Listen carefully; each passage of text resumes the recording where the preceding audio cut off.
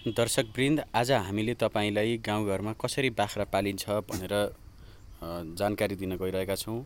ल हेर्नुहोस्, तपाईले यी बोयरसँग क्रस गराएर जन्मिएका पाठाहरू देखिरहनु भएको छ। दुईवटै पाठा जन्मिएका छन् र यी पाठा अहिले 3 महिना पुरा भएका छन्।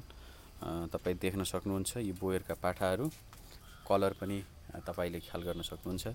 यसरी गाउँघरमा चाहिँ कुनै राम्रो व्यवस्थापन बिना नै पनि गाई बाख्राहरू चाहिँ पालन गर्न सकिन्छ। यसरी बाख्राहरू पालन गर्न सकिन्छ। तपाईहरु देख्न सक्नुहुन्छ बाख्राहरू यसरी घाँस खाइरहेका छन् र यसरी कुनै पनि राम्रो व्यवस्थापन बिना नै सामान्य घरायसी तरिकाले गरिबको गाई भनेर चिनिने बाख्रा यसरी घरको साइडमा बाख्रा पालेर मनग्गे आम्दानी लिन सकिन्छ। तपाईहरु पनि घरमा फुर्सदिलो समय व्यतीत गर्दै हुनुहुन्छ भने 2-3 वटा भए पनि बाख्रा पालेर तपाईहरुले मनग्गे आम्दानी लिन सक्नुहुन्छ।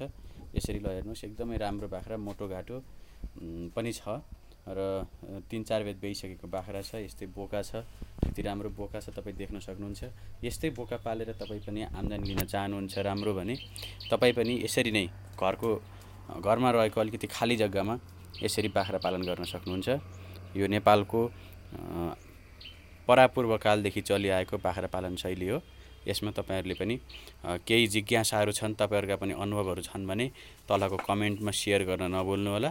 साथै हाम्रो च्यानल सब्स्क्राइब गर्न पनि नभुल्नु होला। धन्यवाद। आगामी दिनमा हामी फेरि अरु कार्यक्रमका साथ उपस्थित हुनेछौँ।